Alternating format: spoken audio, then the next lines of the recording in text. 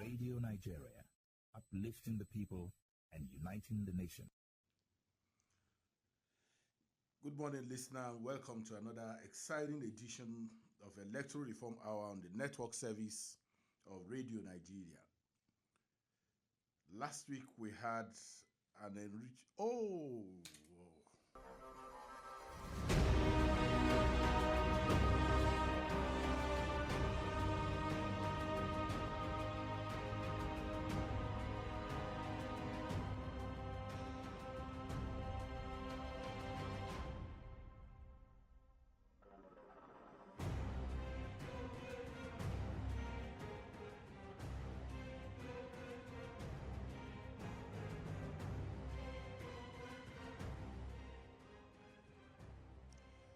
Good morning, listener, and welcome to another exciting edition of Electoral Reform Hour on the network service of Radio Nigeria.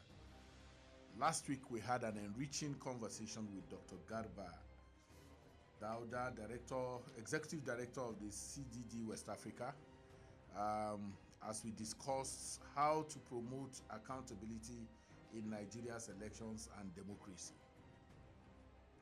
It was an eye-opening exploration of how transparency and responsible leadership can build a more trustworthy political system. We are back with a more engaging conversation this week. Today, we'll explore balancing policy, innovation, and democratic principles. As Nigeria continues to evolve, how can we implement reforms that drive progress while safeguarding the values of fairness, inclusivity, and accountability that are the backbone of our democracy? Stay with us as we discuss ways to strengthen Nigeria's democratic system while enhancing the changes needed for a better nation and future.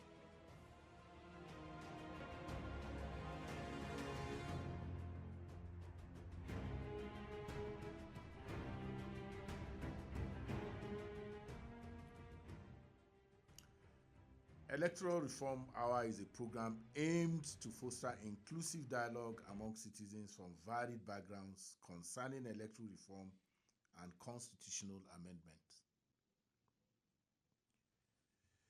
Enhance public understanding and awareness regarding electoral reform, and compile and present citizen-derived recommendations to the National Assembly and INEC for consideration. This program is brought to you by Peering Advocacy and Advancement Center in Africa, PAACA, with support from MacArthur Foundation. Electoral reforms are key to ensuring that elections are credible, inclusive, and reflective of the will of the people.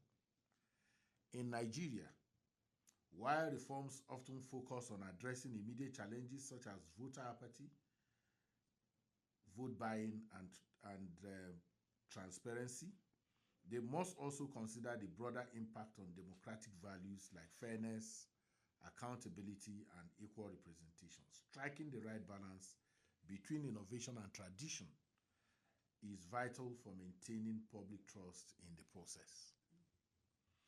A significant part of this journey involves removing barriers in participation, particularly for women and marginalized groups who face systemic challenges in accessing leadership opportunities.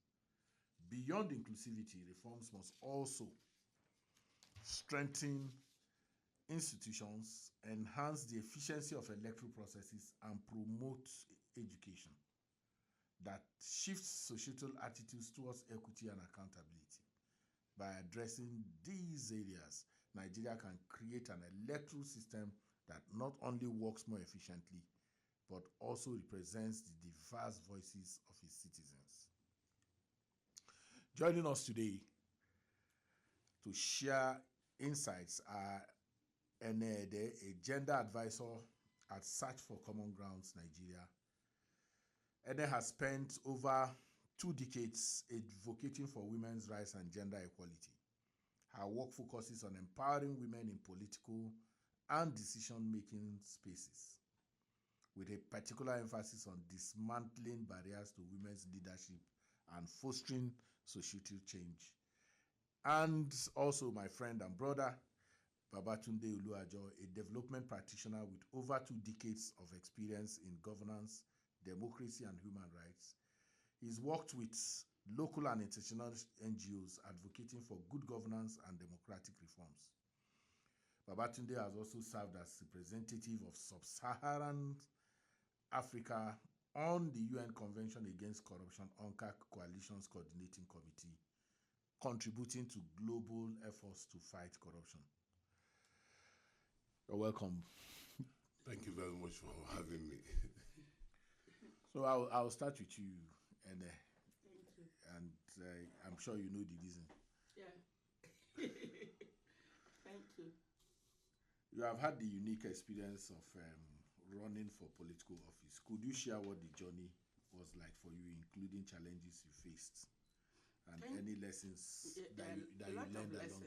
Yeah. Thank you so much for this opportunity from Radio Nigeria to MacArthur Foundation and PAACA, because at some point I thought that we have had enough conversations and we don't need to talk again. It should be implementation, but I realized shortly that I was wrong. So the conversation must continue. If we don't have conversation, then we are dead. Then we will not have a system. We will not have a living system, and we need a living system.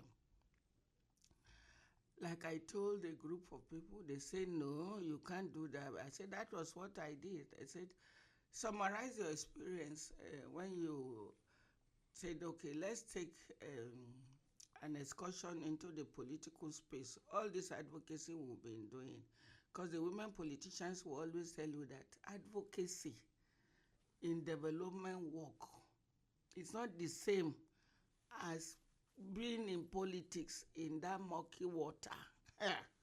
So a number of us were thinking that I think these people need to be more serious. Until I made that attempt, I won't forget what happened to me. Like I said, I went into the election, I ran for the office, I ran away.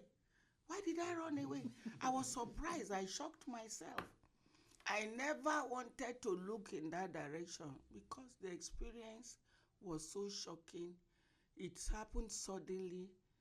I couldn't bring myself together. But I now sat down, I say, but we've been advocating. So you're asking somebody, go and do this, where you are just trying to escape. No, we must show good example. So what was the experience like? One, the greatest shock I received was that at every level, the only gateway for now for us to assessing elective position is through the party system. But the party, the barricade, heavy barricade around there, too many things around there. There is no democracy there. There is no thought of inclusion. When they talk about boys' club, thank you for particularly singling out gender inclusion. The ring they make is so heavy that if you want to go through with your head, they crush your head, they knock your head. If you want to go with your legs, only God knows what will happen to your legs. If you want to throw yourself into the ring, they will throw you up, and when you land, only God knows where you land. So the system is not inclusive. The system is gender blind. The system is so repulsive. The system is so resistant. You see, the laws, they don't even have respect for their constitution. So I'll just stay with you. What about the women who ran for office and won? And yes, it takes a combination of factors to get that. One, I noticed that you must have, because the men have been there before us, or a woman, they don't have enough godmothers, because for me to be a godmother, a major thing you have, you need courage, you need strength, and you also need money. When they talk about structures, one of the structures, what empowers or lubricates the system is money, raw money. That's what I got to know. I thought one could come approach these thrones with integrity, with knowledge. I didn't know that it was. Otherwise, people like you, Clement Nwankwo, Amina Salihu, and many other people who have been running, Honorable Molika, they should be able to access these spaces because they can deliver, but it doesn't work that way. All the things you need, you hardly be able to put the structures together, and mostly the greatest challenge we have in our sector, is that we take these things, we casualize it, and these political principalities capitalize on our ignorance and our negligence and oppress us. I'll just hold it there for you. Sankara, you've been very big around reform issues over a period of time. So what are those fundamental principles that you think would drive inclusivity, fairness, and credibility in the electoral process? Well, thank you very much. Maybe I need to take a step back and take it from where Ene stopped. I started out as a party organizer with the National Conscience Party under Chief Gani Fahimi of blessed memory. From being a party organizer, I was actually put forward in 2003 for the by-election in Amur of constituency 2. So I've been a party organizer, I've been an active player as a candidate. So I can visualize some of the things Ene is talking about. But the critical point is simply this. Right now, I doubt if there is a space for integrity in our electoral system, beginning from the parties, even to the electorate. Forget the hue and cry about good governance from most majority of our citizens. These are people who see on a daily basis who are already willing to sell their votes, and they will justify it. I remember as a party organizer, we were campaigning in the run-up to the 2003 general election. We go to somewhere in Lagos, and we are telling the animal asked us, so what have you bought? I said, well, you should know us. You know what we stand for. You know what Chief Gani Fahimi stands for. We're not here to give money, but we're interested in the future of your children and grandchildren. You know what he told us? He said, don't worry. Let me live my life. When it comes to their time, they will sort themselves. That's how low we have gotten as a people. But generally from our own experience as a party organizer and then a party candidate, there are a number of proposals that we have pushed out there. One of them is, first and foremost, beginning with INEC, we need a multi-stakeholder INEC. This idea of one party that managed to find its way into government, deciding who becomes INEC chair, what is it called, National Electoral Commissioners, the Rex, and not the Rex. I mean, there's no way it can be participatory and inclusive. What we need, and we have put this strongly, and I'm happy, some of people who have been active in INEC, either as Rex or even former staff, have come to agree with us over time that you cannot have an electoral body that is put by just one party. One party is one who decide who they are, and you think that will be inclusive? You think it will be fair? You think it will be just? And this is without, I'm not trying to impugn the integrity of anybody who is running INEC right now. But the point is that the only way you can guarantee fairness and justice for everybody is, it's our collective business. So all of us must be there. If there are 20 parties, yes, let them have a representative. Let civil society have one. Let media have. Let youth groups have. Let women groups too have, so that we know it's our collective business. And if they mess up, we know the mess up is coming from our own people, not from the fact that just only one party decide who becomes everything and that controls INEC. No, it's not done anywhere. And there are examples of this who have given this as far back as 2003, showing examples of other countries where the electoral body is multi-stakeholder. So that's one thing we need to do. Then the question is, how do you appoint an INEC chair? It's part of the proposal, which I think even civil society has agreed upon, is that there should be an advert. And those who are interested should apply that I want to become an INEC chair. And then we can have a body, maybe akin to NJC or whatever, that can screen people, and then people can be allowed to say, no, that man is not fit and proper. When he was the social secretary or the president of my town community, whatever, he stole money, so he cannot be made to become an INEC chair. So we need to open up the space. Most importantly, again, there's need to democratize the political parties. Right now, one of the major clogs in our democratic development are the political parties. Something needs to be done about them. There's total lack of internal party democracy. Most of our political parties, especially the leading ones. Look at what happened in the off-season election. Look at all the big bats. Even the one we thought would be a different one in Edo, we saw it was not until the eve of the election that they were able to agree on who their candidate is. You understand me? And this is one party that people thought would be an harbinger of hope. Then the other one which I think is important, there's need, given the failure of the political parties and their inability to deliver democracy dividends, there is need for us to seriously allow for independent candidacy. So that on the basis of my integrity, I can say I'm putting myself forward and I'll be saved all the bureaucratic bottleneck that comes with being a member of political parties, being sponsored by a political party. And the people can, on the basis of my antecedents, decide if I'm fit and proper to be their representative. These are the basic minimum in my view. Yeah, I have two heavyweights in the studio this morning, so I'm going to readjust my seat a bit now.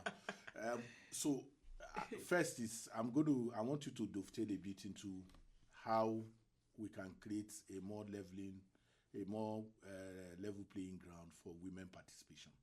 It's going to be for both of you, but since you are the one with the mic now, I want you to talk about that. And then I want you to talk about accountability for your independent candidacy. Who would they be accountable to? Because the party system is meant to hold people accountable in terms of manifesto, and forget the aberration that you have.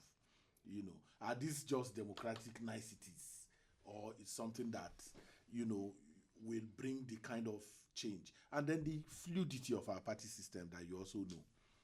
When you say 20 political parties, in reality, some of them are created in the images of the dominant political parties. How can you then deal with that? I agree with you on the appointment process, and I'm happy you went in there.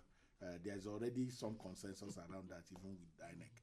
So you just, because of the time that we have, managed to, you know, take a bite on all of the issues that I've raised. And it's also same to you, Ene. Okay. When he comes, share your perspective on that. Yeah. Okay. Well, I think, and I'm happy to say this, that well, I've had the privilege to write about women participation in Nigeria, and I'll be happy to share that even with the organization, with the PAACA. That's what I mean. Because if you look at our history, women have never been second fiddle. And if you go back into where we are coming from pre-colonial times, women have always been active political participants in most African societies. And it is no wonder that if you go to certain cultures, the role of women is highly glorified. It's not accidental. Even when those societies were called patriarchal. In Yoruba culture, for example, they tell you, Yani Wura Baba ni Jigi. You know, Wura is gold. Jigi means just a mirror. It tells you something. There are certain courts in Yoruba. They will say a woman cannot see Oro. But you know, without a woman, the Oro, masquerade itself cannot even come out. That is to tell you how important the roles of women are. Go to the north. Despite even if you have the likes of Queen Amina, leading men. I mean, people who contributed to the independence struggle. So in the real sense, let's leave whatever the British came and paint certain picture. In the real sense, in Africa that I know, in parts of Nigeria, women have been major political leaders. I mean, okay, is it more than me you want to talk about? The role such have played. You are talking about the past. What we need to do therefore is that we need to reawaken, we need to revisit where we are coming from and ask our interrogate how come those women were so powerful. Is it the effect of, and I'm sorry to use this, is it the effect of modern religion that has relegated our women? Because by virtue of our traditional African culture, women were never relegated. And I want to put it out there, and I can't tell anybody to challenge me that I'm wrong. But it's modernity that has relegated our women. And I think we need to go, because if we don't know where we are coming from, we will not know where we are going to. Absolutely. So I want to put it there that we need to interrogate. How come those women play such an important role? How come they were recognized? How come they were promoted? How come they became leaders? That without them, many things cannot happen. How come the women in Igbo land like the protests, the about women's protests that they erroneously call riot? How come? It was because they were organized. They could make demands. Formula from Kuti in Abekuta could mobilize the women to depose a sitting Alake. It shows that they were organized. It shows that they were roles that society recognized that they will play as mothers, sisters, wives. We need to go back to that tradition. That's one. Number two, with regards to independent candidacy, accountability, the question is, have those who emerge from the party be accountable? It's not in this same country. A president went to the house of his party chairman and gave him a letter to sign. Is that accountability? So we have seen this over. So I want to put it out there that given our experience from 1999 to date, the party system has never shown any level of accountability that I think that independent candidates cannot trump. Independent candidates can beat it. Because why? It's not just enough to show me your face as an independent candidate. There will be programs. You must have a manifesto. And since we are the one who voted you there without any party bureaucracy, when you misbehave or you are not living up to what we expect, there's a process of recall. And I think that will even be easier for us. And then you've had Babatunde. Where do you stand on all Yes, of this? I agree with him largely because these are the facts. These are situations we are facing, and at some point it will look like we cannot surmount them, but I'm very convinced that they are surmountable. I was just reflecting when you were reading the background report. I now recall my mind went back to the national ethics and values. I say if we even try to imbibe the national ethics and value, which should be the minimum for all of us, are we not going to do better? Not engaging religion, not engaging social structures, not engaging socio-cultural groups and all that. But this is part of the foundation of our failings. This is what we are giving to ourselves. It's there in the Constitution, national ethics and values. Say we must be dedicated, we must not be corrupt, we must be able to accommodate one another, we should shun corruption, we should be patriotic, but we are not seeing it. So that is the challenge we have been facing. So we need to, beyond calling NOAA, thank you that PAACA has been working with National Orientation Agency. Give National Orientation Agency all the money, it will still not be able to change this behavior of the people, the bad behavior significantly, especially the political class. What is it that we can do in the interim? We've been shouting about the Waste Commission, the multi-stakeholder INEC, my brother here talked about, is one way for us to be able to find a solution where there will be physical representation, emotional representation, and we have quality, where you have the quantity and the quality of people that you put there that you can trust. Because once trust is broken, win the election, you don't win the heart of the people, you are just wasting your time. Accountability.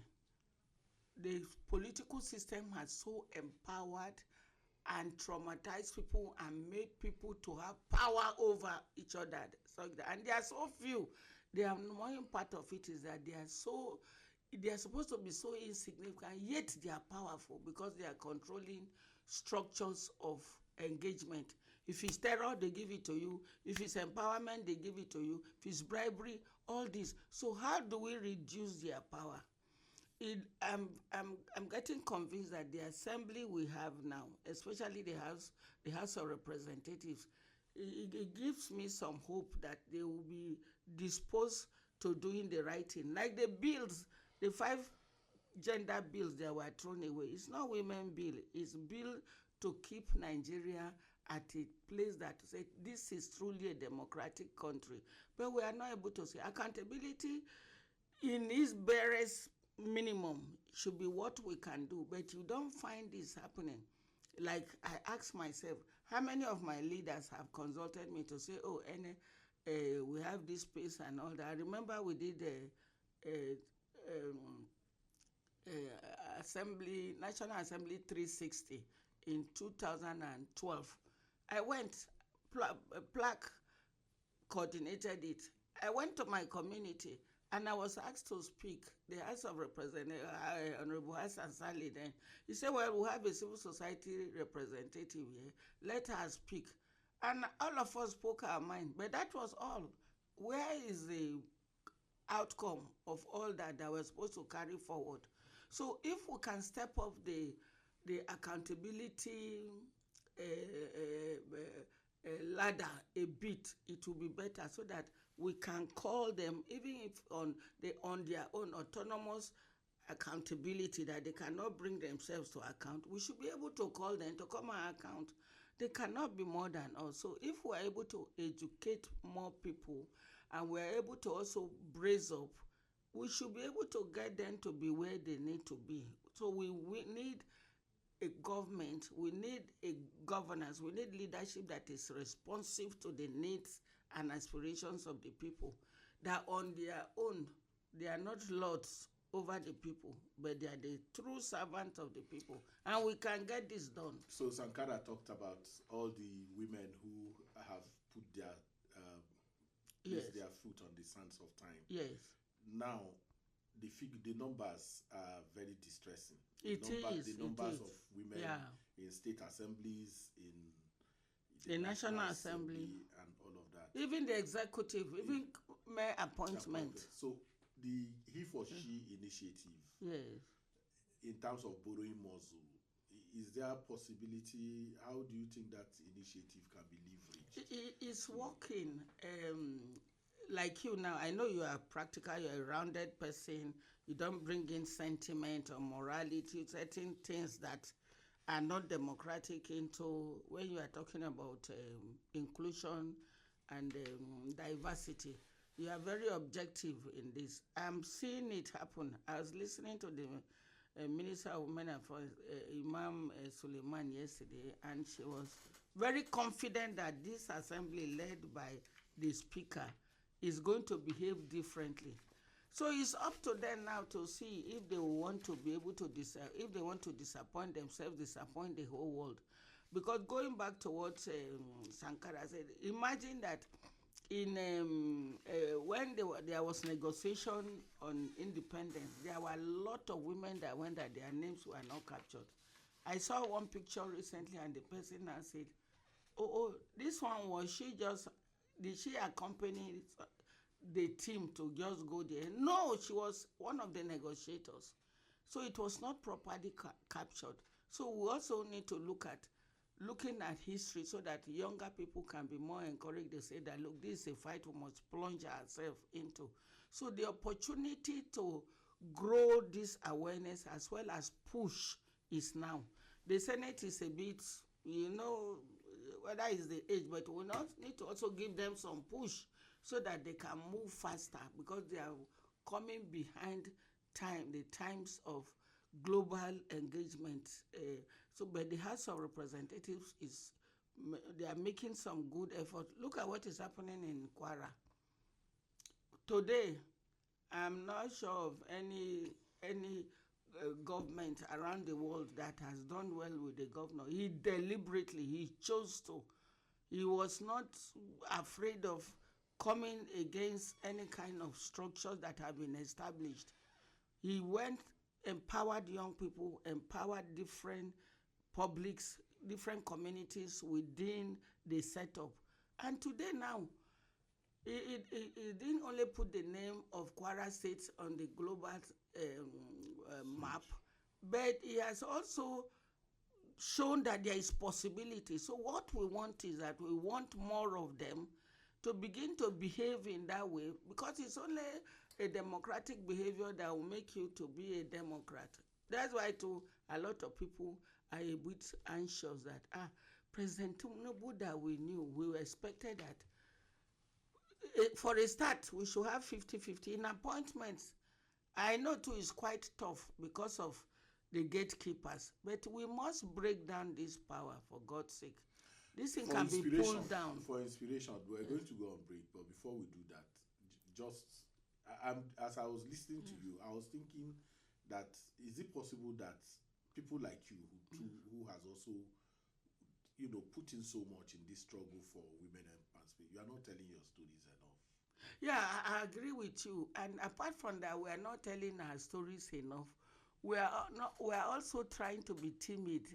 Governance timidity. I was telling somebody there is a thin line between timidity and mediocrity. Yeah, humility. You are thinking that you are humble. Do you know that I've gone to meet different governments, including this where I say, come, I have measure of knowledge. My skills have not been properly utilized. This is my CV. I want to just contribute. I'm not asking for money. I'm not asking, and I know a number of people who just need space to contribute to change the trajectory, to change the narrative. And they say, oh, do we have people like this? I said yes. So I agree with you that we are shortchanging ourselves. We are not telling our story. We think it's humility. It's not humility. We are shortchanging our country. Thank you. And we can make the country It's still the work Electoral better. Reform Hour, and you can be a part of this live program by sharing your comments via the social media platform on X at PAACA.ng with the hashtag Electoral Reform Hour, and you can leave your questions and comments for us on Facebook via PAACA and our WhatsApp number 0816 8083424. The phone lines will be open soon. Don't go anywhere. Radio Nigeria, uplifting the people and uniting the nation. Are you ready for change? Join the Peering Advocacy and Advancement Center in Africa, PAACA, for the Electoral Reform Hour. This program amplifies electoral reform campaigns and provides citizens with opportunity to make meaningful contributions that will strengthen our electoral process. I think what we should do and what we've been advocating for is to find a way to harmonize all the biometrics we have been doing in the country so that we have one. If you have your NIMSI card, for instance, it should be able to carry all the data, social security, like it's done everywhere. So when you vote, everything about it is there. My position is that the result, substantive, the election ends at the polling unit. Once the presiding officer, in the presence of polling agents, in the presence of security men, in the presence of all other stakeholders, including some of the people that voted, counted the scores of candidates and parties openly, entered the results into form EC8A, and snapped it, that is the real result. And it is that goes into IREF. Let's embark on the path to significant transformation and well-informed decision-making together.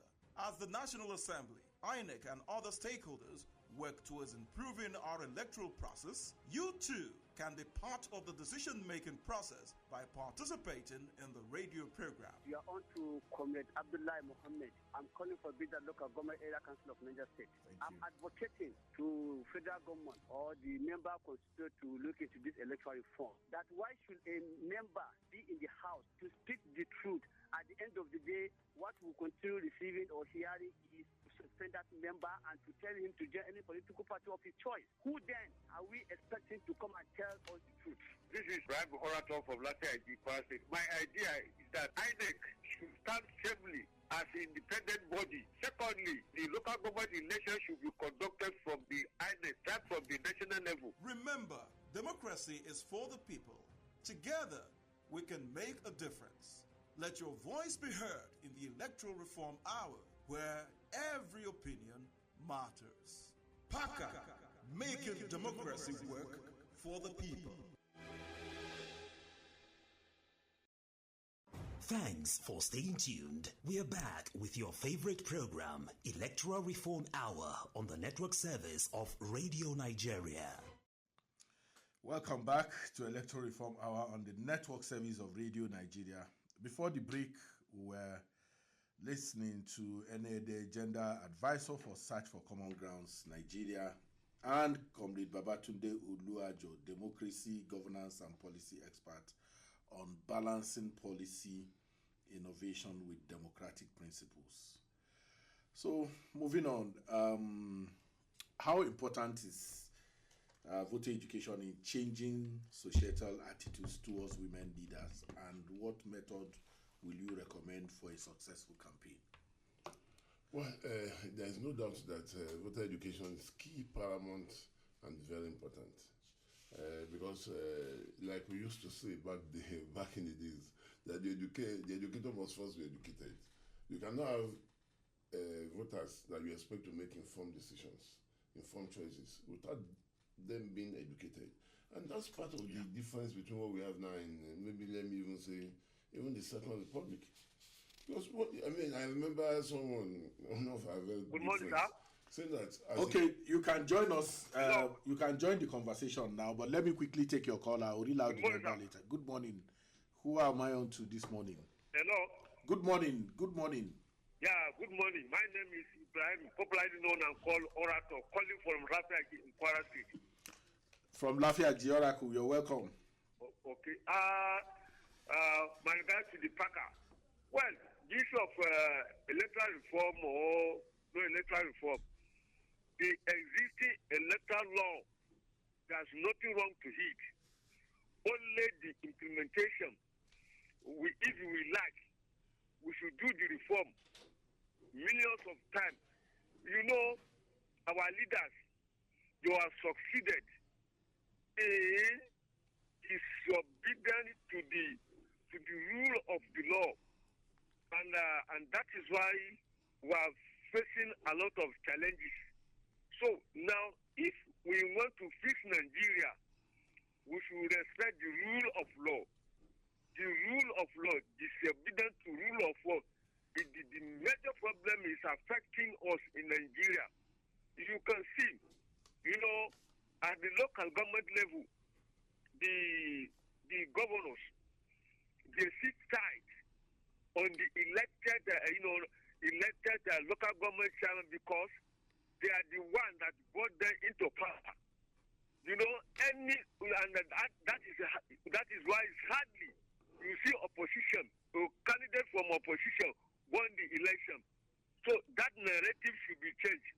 If we wish Nigeria good, and if you want good administration in Nigeria, the electoral law should be respected. Thank you very much. Thank you very much. Okay. Thank you for your call, and the phone lines have been opened. You can join the conversation by calling 09150910482, 09150910483. The number again is 09150910482, 09150910483. You can also leave your questions and comments for us on WhatsApp at 0816-8083-424 and on X at PAACA, PAACA.ng, and Facebook at PAACA. You were, before the calls, the first caller made its intervention, you were already on a trajectory. Yeah. Thank you. I hope I've not lost my chain of thought because I was actually paying attention to the calls. But let me just go to the issue of how do we build voter education and how we can use it to support women leaders and all of that. Voter education is critical, and part of that process is to be able to build what I would call a community of interest as well as building bridges. Because if you remember, in this same country, in the days of women in Nigeria, we were almost achieving that. Where even majority of the women Nigeria activists were actually male, canvassing and pushing for adequate representation of women and the need for women to be actively involved. So we have had that experience in the past. So I think what we just need to do is at times we just need to revisit our history, and we don't necessarily need to invent the wheel. Yeah. Because let me see if a caller is on the line. Hello. Good morning to you. Hello. This is Electoral Reform Hour. Hello. Good morning. Hello. Good morning. I can hear you. Hello. I can hear you loud and clear. Good morning. Hello. Okay. My name is Ibrahim Orator, popularly known and called Orator from Lafayette in Kwara State. You are calling back again, Oracle. Yes, sir. My contribution this month, for the second time, is that the immunity. Make it short so that other people can call also. Okay. The immunity being given to the governors, they misuse it. Thank you. All right. Thank you, Oracle from Lafayette. The number is 0809150910482 09150910483. It's your program Electoral Reform Hour on the network service of Radio Nigeria, and we're talking with Ene Ede and Babatunde Oluajo. Good morning. Good morning. I'm George from Kubwa. George, it's nice having you. I've been enjoying your program. The pleasure is all mine. Thank you. Please, on the electoral reform, I listened to the woman who spoke, and I really commend the effort of the non-governmental organization. The problem we have with the electorate is that they hardly know their rights. How do you put people in power, and those people, they dictate to you almost 90 or even 100% of how you are being governed? So what we are looking at is a situation whereby we need to reorientate our electorate to be more participatory in determining who represents them. Because how come you have a representative whom the party only unpick to represent you? The party cannot unpick somebody to whom you do not know to represent you. So there should be an enlightenment. I thank God that there were periods that we conduct even debates to even hear from those people who choose to give us representation. But mostly, when you get to the grassroots, especially the local government level, they hardly do debates. The party only unpick candidates for them who will go ahead into the election, since the election is determined by the governors. So these are the people who just come and they say they are your local government chairman, and you hardly know them. Some of them you have not even heard their names before, only because they have godfathers within the party who unpick them to represent us. So there should be more enlightenment to the electorate that come. You elect these people. You bring them to power. Therefore, you should have your voice. Your voice should be heard. And the reason why we should now do more of debate and public awareness is, we should improve the quality of people we put forward to represent us. It's not that we don't even have a lot of other good people in power, but the fact is like the ones who come from Godfather, they are more than those people who genuinely got into power. So, like the NGO was saying about electoral reforms and the. All right, thank you, George. Good morning. Good morning, sir. Good morning. You are absolutely on to Mohammed Jibrin Bogifu. I'm calling you people from Niger State this morning. Mohammed, it's good to have you. All right. Thank you very much for bringing this issue of electoral reform on the podium for the people, especially Nigerians, to listen for this morning. You understand? Let there be, irrespective of political party, you understand? Let there be freedom of choice. People should elect the people that those that they want them to become on power. You understand? And there is no way that they can't be loser and there will be winner again, and they should be carried along. You understand? That is where we have peace in our giving country. May the Almighty Allah lay there the peace in our country. And again, federal government should keep on doing it. They should not monopolize it. You understand? They should let be diverse. Anything that, irrespective of political party, let there, you understand? It should be given to the winner. You understand? Whoever won the election, that person should be declared as the winner, irrespective of political party in Nigeria. May the Almighty Allah lay there the peace in our giving country. And thank you very much, Mohammed. Thank you. Yes, Sankara. Yeah. So. Hello. Oh. Hello. Good morning. Good morning. Okay, this is a worker Musa calling from Bida Niger State. The Bida team is on this morning. Yeah. Good morning, Mrs. Ene Ede. Thank you so much. Ene Ede, not Ene Ede. Okay, Ene Ede. Thank you, and the other person. Thank you for a wonderful contribution. Thank you. You have said a lot about the Nigerian electoral process. It's very good that there should be voter education, because if you look at our electorate, up to now they don't know the value of the vote. An individual don't know the worth of his vote. I believe if somebody understands the importance of his vote, he or she will not be able to sell that vote for a peanut, even for 1 million naira, because he believes his vote will ensure good governance, sustainable economic growth and development. But I think there is need for voter education. The civil society to collaborate with HINEC and National Orientation Agency so that our people will be educated. And then she talked about the issue of a female candidate contesting for election. It's very unfortunate that we have low percentage of women as parliamentarians. But since we are being opportune, they have been opportune to be elected, to be appointed into key positions like minister. For example, now we have Minister of State for Education, a female. I want her to use that position very well so that she can champion and reduce this issue of out-of-school children. Because if you look at the larger percentage of affected groups, they are ladies, they are girls. So I think if we can solve this, if she can help solve this issue of out-of-school children, she will be contributing a lot to the country's development. Thank you very much. Please go ahead. Okay, thank you very much. Well, maybe I should just put it this way, that first and foremost, poverty does not know gender. Although we know that poverty may affect women more. But ultimately, that comes back to the men.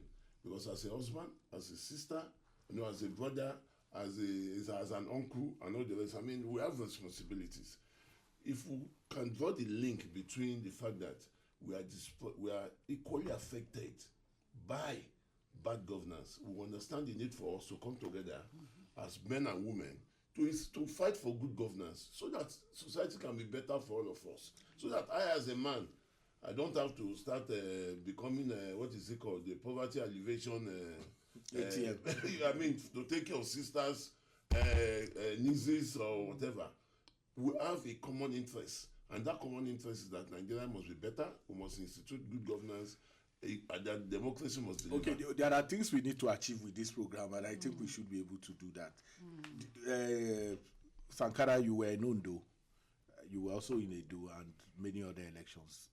How do we improve logistics? Logistics challenge has become something that, but I know that it was a bit much better in the off-cycle elections. But what reforms is necessary to be able to deal with those challenges? And then the reason I was throwing it out is so that because of time, what do we need to do to also address the great number of people who cannot participate in elections? For instance, in the general elections, both of us, we can't vote. We are out there, the civil society, the media, people who are working at the security agents. There are conversations about early voting. Many people think that it will be a logistical nightmare. I know that you're a policy expert. Is there something we can do to be able to drive change in that area? Thank you very much. Well, to start with, I think even our neighbors and a number of other African countries are beginning to put in place measures to ensure that a good number of citizens are not disenfranchised, either because they are emergency workers or because they are civil society persons like us who are involved in the process of election observation. And I simply think we can learn one or two from them. A good number of them is Ghana. Where they have a process of early voting, we have people who are security agencies, emergency workers, health workers, and everybody can cast their vote, while at the same time have enough time to go to their duty posts and perform their duty on the day of election. We can do it, although this will need to come hand in hand with technological innovations, such that even if I'm posted to Maiduguri to work as either emergency worker, security agents, I can easily cast my vote there, and then it will go into the database and to be counted. So this will need to go hand in hand with technological innovation, such that we don't make it impossible for people to perform their duty just because they need to vote. So we need to have put in place a process of that early voting, but tie it to some technological innovations. And I think it's no longer rocket science. If I can stay anywhere in Nigeria and call anybody, I should be able to vote, and then my vote will be counted. With regards to logistical challenge, INEC needs to sit down and look at its own processes. First, you have a rack, and then you don't know the basic things you need there. I will know that year in, year out, they make provisions for those basic things to be provided. Things like chairs, things like maybe basic things like even foam or mat, or even bucket or water for people to take their bath before they are deployed as ad hoc staff. And I know that they make provision, but the question is on ground. You don't see these things. So INEC must put in place a system that will ensure that when money are disbursed to the state offices, that those state offices make sure those money get to the local government, and the local government ensure that the basics that our children who will use as ad hoc staff are not treated like animals. If you treat me like animal a day to the election, and you think I'll behave like a human being when I get to the polling unit, no. INEC needs to look at the system, audit it, and ensure that it gets value for the money it spends. So the state independent electoral commissions is also in the front border. Some are saying scrap it. Some are saying take their functions to INEC. Some are saying, let us have the same kind of contribution we made to improving INEC, to the point where people are now saying give SEC back to INEC. What are your thoughts on that? And then how do we also improve turnout, voter turnout, which is it's just simple. If we're able to deal with the bad behavior that we are seeing that is influencing everything will change. Let us go back again to the Waste Commission. You can see that these ordinary Nigerians are just good people. So how do we grow the number of good people with good behavior that have mind shift to say, this is our country and we can work on, like Babatunde said, this is not rocket science. We can sit down and have a governance and leadership system that suits our situation. And it's possible. So it's just bad behavior. Let us look for how we can eliminate this bad behavior. And these people are yearning, those they call us, say, let's get good people. We know many good people. So it's not supposed to be difficult. Let us insist on the implementation of the Waste Commission. I think the right time to do it is now. Eliminate bad people, elevate the accountability structure. Let's see how we get. Democracy is the right of the people to even elect. Exactly. Elect bad people if they want. So because we say the way we talk about good people, maybe we'll take a last call. Okay. Hello.